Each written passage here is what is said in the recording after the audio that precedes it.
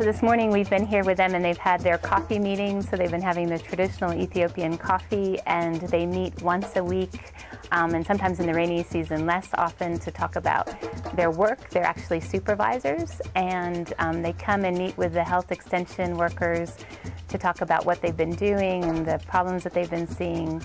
So we've just been able to be here with them and talk about their work this morning.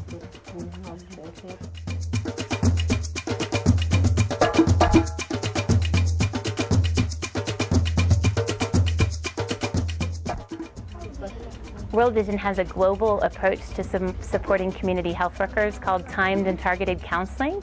And this approach helps the community health worker to talk to the mom about a specific behavior, a specific message that she can take action on immediately.